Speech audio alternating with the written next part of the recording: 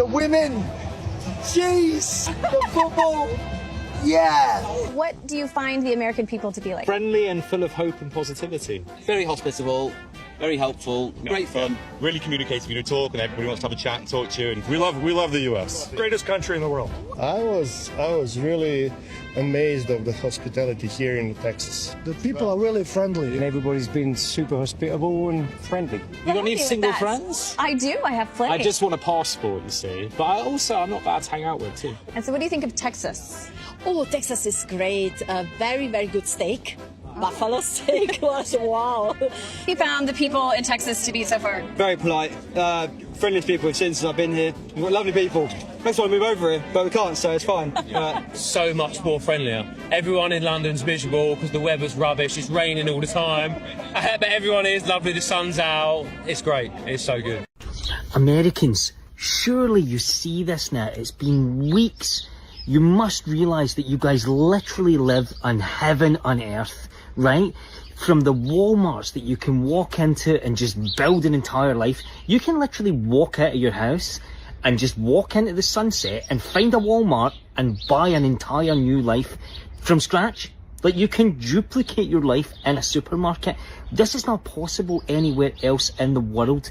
If there are any Americans out there that don't like America, and I cannot fathom why that would be possible, please DM me and I will swap lives with you. I would give my left leg, my ability to walk, I would cut off a hand to live in America. You have no idea what you've got and how lucky you are, but I do, and I will take that in a heartbeat. So please, somebody get me and my wife to America right now. What's up, family? So I want you to picture this for a second. A grown man standing in front of a camera and he's crying. Now, that alone isn't strange, I should say. Grown men cry, that's fine, but this isn't heartbreak from a losing game. This man is crying because he doesn't want to leave. His name is Sebastian. He's a German fan, came all the way over here for the World Cup in the United States, and something happened to him on his trip that he did not see coming. See, Sebastian was scared to come here in the United States, and now he's scared to go home. And that right there, that's the whole video. The gap between what this man was told about America and what he actually found when he landed his 2 feet on our ground, that's what we're breaking down today. And I'm going to walk you through what he was told, what he found, and why it matters for those of us who already live here and might have stopped noticing what we got. So we're keeping this calm. We're keeping this honest. No chest thumping, just the truth. So now, before we get into what changed his mind, we got to talk about what was in his mind to begin with. See, Sebastian said it himself on camera, no filter. He admitted he was scared to travel here. Scared because of shootings, scared because of crime, scared because somewhere in his head, America was a dangerous place to set foot on or set foot in. And look, I'm not going to sit here and act like that came from nowhere. That picture comes from somewhere real. It comes from the nightly news clips that get clipped up and shipped overseas. It comes from the viral videos that travel faster than the truth ever does. It comes from an algorithm that doesn't care about accuracy. It cares about attention. And the thing that gets attention is the worst 5 minutes out of a country of 340 million people. You know, think about that for a second. Imagine you only knew a country from its worst headlines. That's it. That's the picture most tourists show up with before they ever land at the airport. They didn't see the neighborhoods where kids ride bikes and the neighbors wave at each other. They saw the one clip that got pushed into their feed 100 times. And it's not just a crime story either. There's another layer to this, and it comes from the political side too. You got commentators overseas, and I'll say you got some commentators right here at home painting this whole country like it was built on nothing but greed and cruelty from the jump. Like there's no good in the foundation at all. Now, to be fair, I want to say this clearly. This country does have real problems. There is real crime in real places. Nobody's denying that, and I'm not here to pretend it doesn't exist. That would be dishonest, and I'm not in the business of being dishonest. But here's where it doesn't add up. A real problem in some places got stretched into a story about the whole country. And that's where the lie starts. Not in the fact that problems exist, but in the jump from some places have issues to this whole nation is a war zone. And that's the picture Sebastian carried with him on that plane. So now the question becomes, what happens when a man who believes that picture actually lands here and starts walking these streets for himself? Oh, and just so we're abundantly clear, July 4th is not the 250th anniversary of America becoming an independent country. July 4th is the 250th anniversary of America stealing this nation, stealing this land from Native people while simultaneously spreading disease to those Native people, killing and raping those Native people to be able to call America their home. I love you. Are you proud to be an American? I think I'm likely to be the most American person on this panel. My relatives have fought in every war that Americans have ever fought, including the Civil War, where my ancestors fought in segregated United Colored troops for their own freedom and the freedom of all Black people in America. There's been a lot of talk about the Founding Fathers, but birthright citizenship comes from the 14th Amendment, which was established after the Civil War to give Black Americans who had been brought here via chattel slavery citizenship rights in the country that they had been brought to against their will. The Statue of Liberty, a symbol that has become synonymous with immigration rights, was actually gifted by France to the United States to commemorate the end of slavery. So understandably, my feelings about this country to which I was brought, my ancestors were brought as slaves, is complicated. But I think what's beautiful about America, the promise of America, is that it can become a more perfect union. That's what the preamble to the Constitution asks of us, to continue to endeavor to become better. And while I think it's healthy and good to have pride in one's country, I lived overseas as a kid and found myself defending America from all kinds of insults all the time. I have a deep cultural affection for this country. My whole culture of people was invented and formed and is uniquely American as a Black American. I think that it would be a mistake to stop endeavoring to make the country better and to live up to the promise of its ideals. That's a very good answer, but I've noticed you haven't actually answered the question. How Are you proud to be an American right now? You know, it's really hard, Pierce, right now when our country is synonymous with executing a genocide that has killed hundreds of thousands of people on the other side of the world. So there are aspects of being an American that I am very proud of. You're a beautiful girl. I'm so sorry for interrupting. Hang on. Are you proud to be an American or not? That's it. Hang on, Brianna. Were you proud to be an American under Barack Obama? Not in particular. I mean, to me, it wasn't. Barack Obama had deep flaws and failings, including executing a drone war and being the So which deporter-in-chief. president were you proud to be an American under? I think that my pride in being American has less to do with our political leadership, which is often give very me a time disappointing. period when you were proud to be an American. I'm proud in relationship to my fellow countrymen. No, I get it. But which period of your life as an American? Sad to watch. Brianna, which period of your life as an American? You spoke very eloquently about your family fighting in all the wars. Very impressive. But at which period of your life would you have answered yes to the question, are you proud to be an American? Every single day of my life, there are moments that I'm proud to be an American. I had a beautiful interaction. That's not the same. Good. Fuck that! Fuck that! Fuck the Ford! Fuck the Ford! Fuck the Ford! Fuck the Ford! We choose the world! We choose the world! We choose the world! We choose the Every city, every region! Fuck the Ford! The whole damn world says! Fuck the Ford! Every city, every region! Fuck the Ford! The whole damn world says! Fuck the Ford! Every city, every region! Fuck the Ford! The whole damn world says! Fuck the Ford! In this country, people took up arms. Some even gave their lives fighting the British Army. Since then, America has grown from a handful of settler colonies to a massive empire whose reach spans across the globe. But why did this happen? And who did it benefit? The leaders of this revolution were a class of slaveholders, rich businessmen, and property holders who thought that Black people, who thought that women and the land itself were nothing more than tools to make themselves richer and richer. We call this class the bourgeoisie. And ever since they founded this country, the people of the world have suffered 250 years of mass murder. Meanwhile,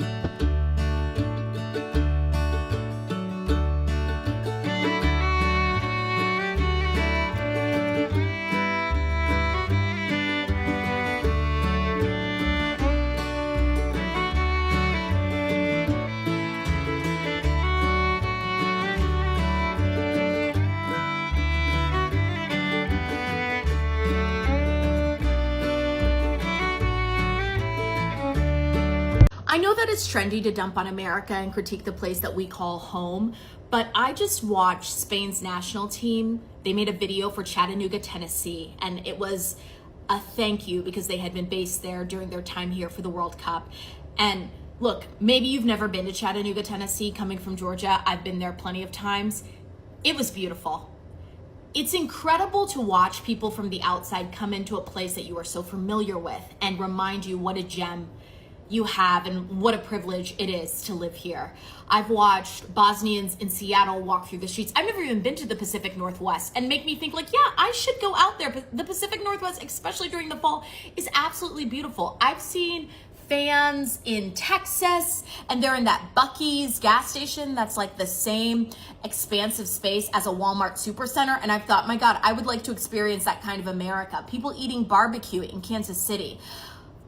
I just feel the World Cup, and I'm thinking about it more, especially as people are like getting eliminated and they're leaving and they're talking about their experiences visiting here.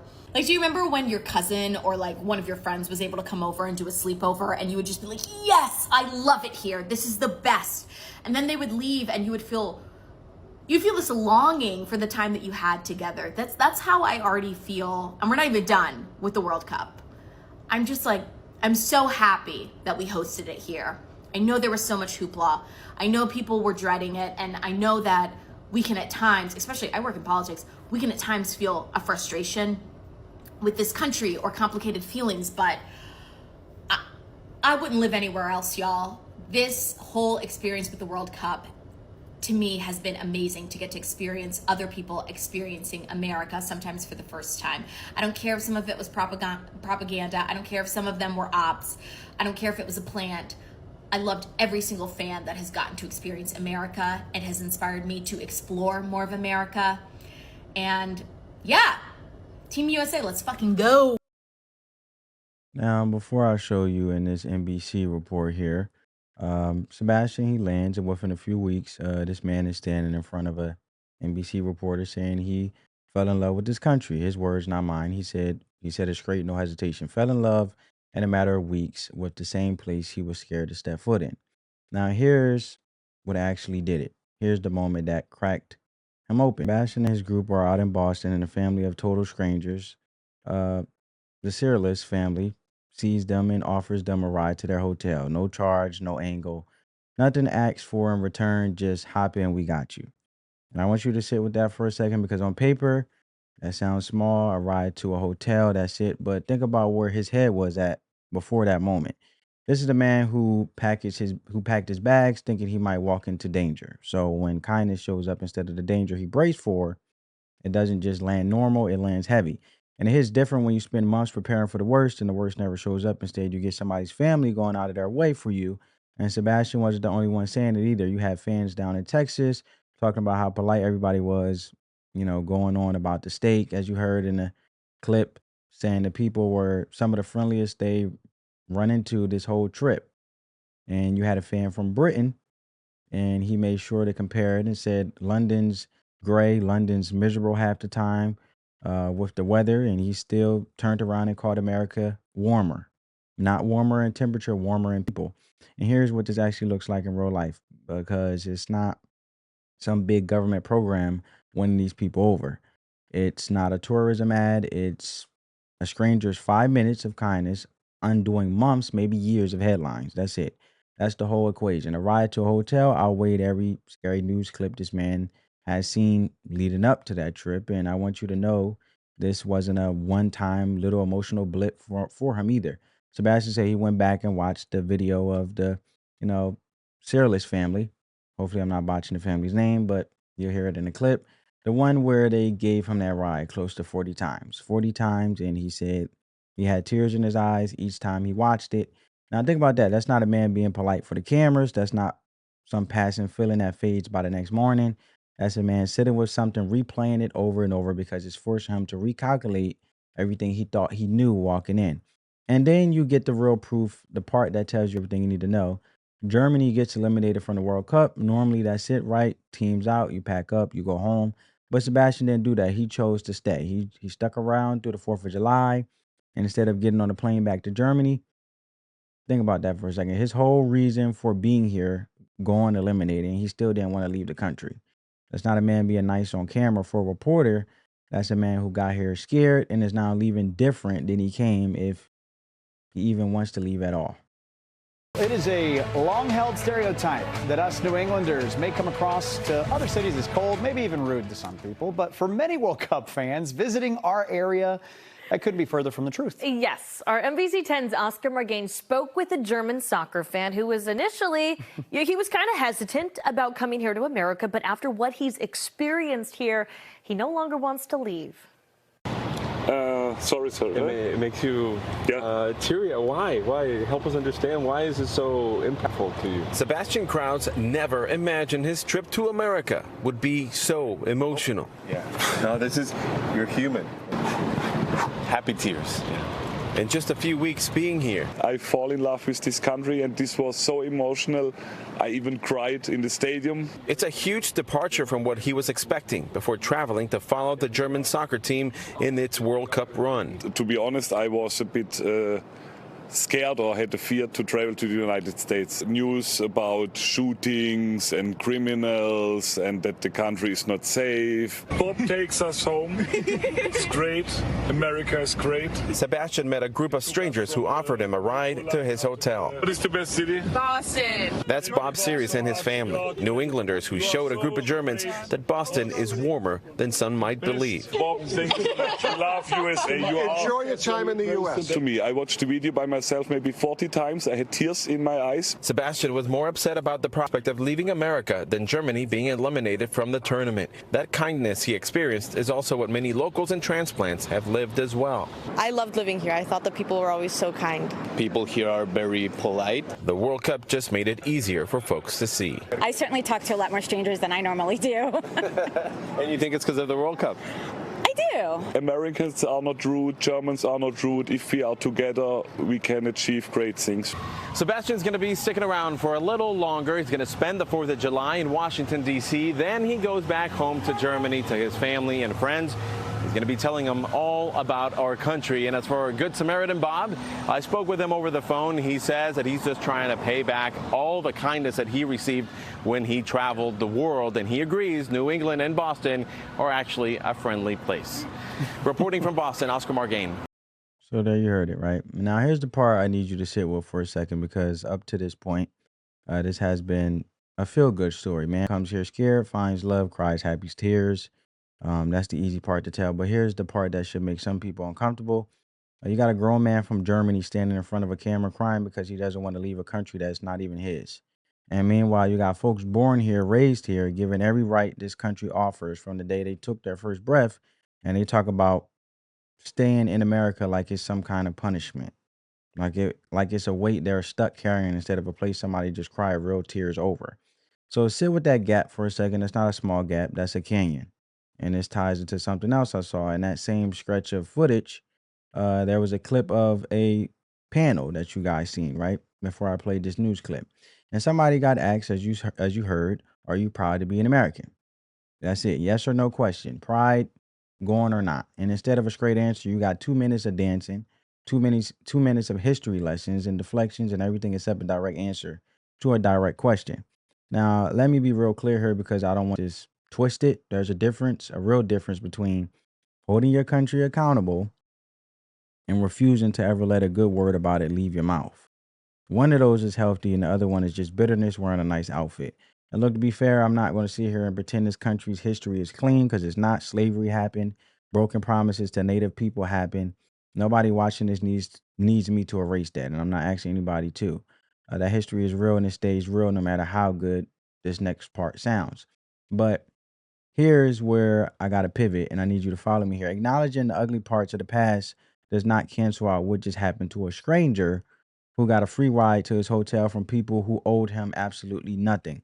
And those two things exist on separate shelves. You can hold the weight of the history in one hand and hold gratitude for a kindness you just received in the other. And holding one doesn't require you to put the other one down. And here's the part that gets me.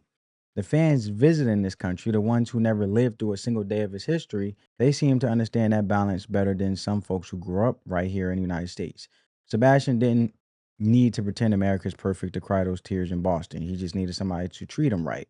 And he let that be true without needing to cancel out anything else.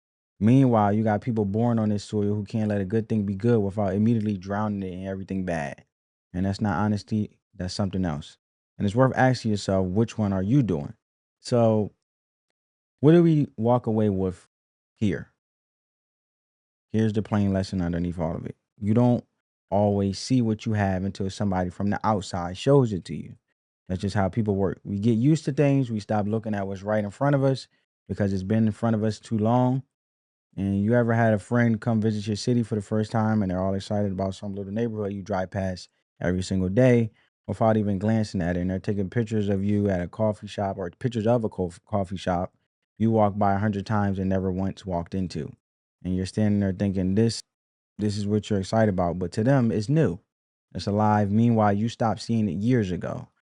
That's not because the neighborhood changed. That's because your eyes stopped paying attention. And that's Sebastian. That's exactly what happened with Sebastian.